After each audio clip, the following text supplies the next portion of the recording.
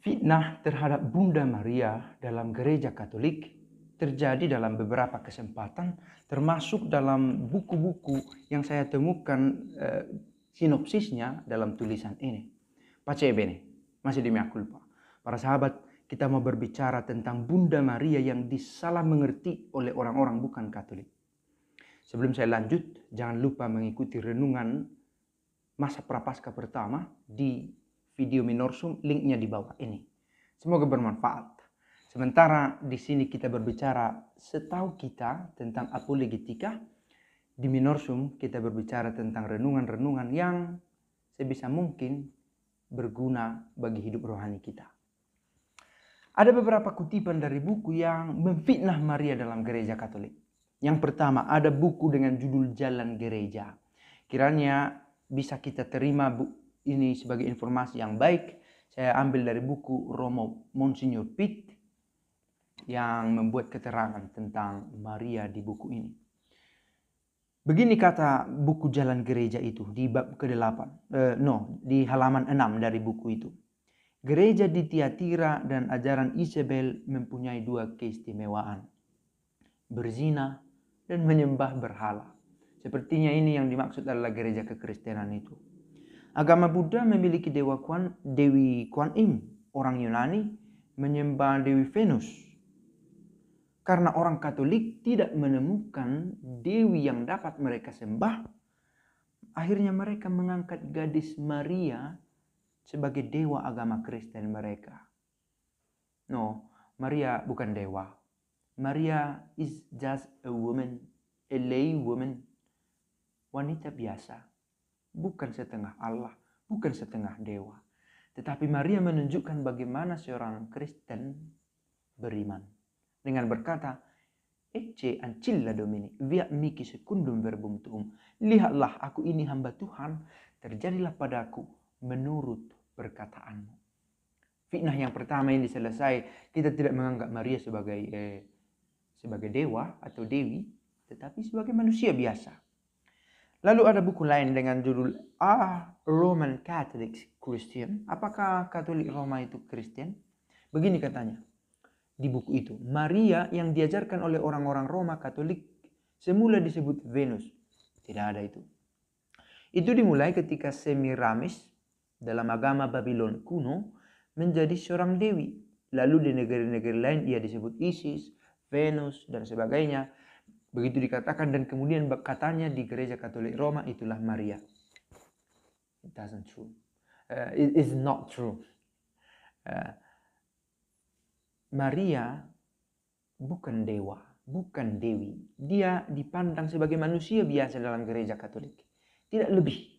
Tetapi karena iman dan karya keselamatan Allah, ia menunjukkan bahwa iman membuat kita pada level yang berbeda dari kemanusiaan kita. Yoakim dan Anna, orang tuanya manusia biasa. Dan kiranya ini meyakinkan kita bahwa Maria bukan dewi atau dewa. Maka dua buku ini sama. Lalu buku lain dari Why is Mary Crying? Mengapa Maria menangis? Sebuah buku karya JTC.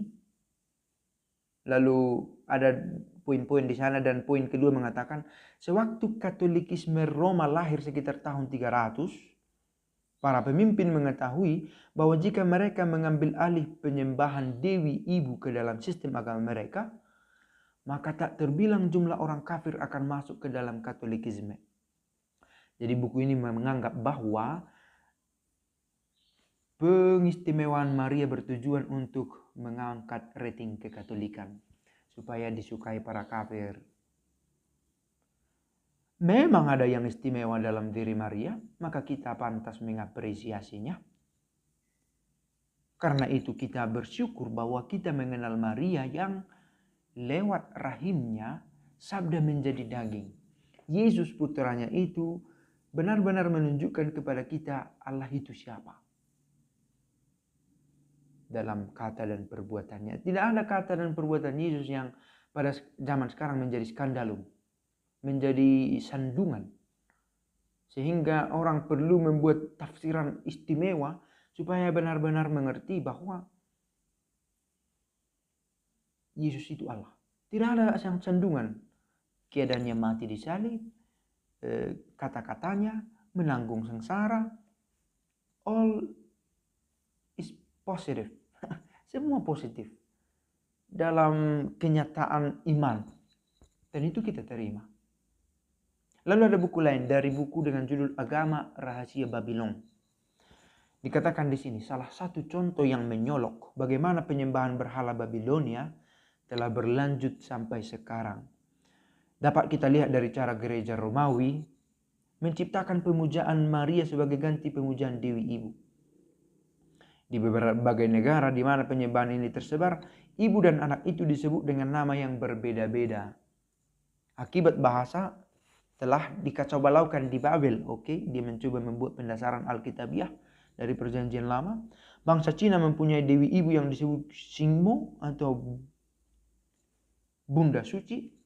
Tertulis di sini, saya tidak begitu yakin dan saya tidak bermaksud mendiskreditkan itu. Di India ia dikenal sebagai Indrani. Benarkah demikian? Buku ini pantas diragukan, buku yang dikutip ini. Yang juga dilukiskan dengan seorang anak di pelukannya dan sinar kemuliaan di sekeliling kepalanya.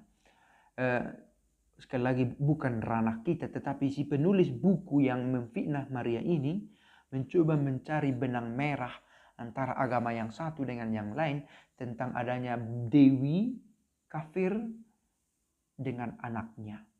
Di kebudayaan Cina ada, di India ada, dan di Katolik ada. Pemimpin gereja yang berkompromi melihat bahwa kalau mereka bisa menemukan kesamaannya dalam kekristenan, mereka bisa meningkatkan jumlah anggota gereja dengan cepat.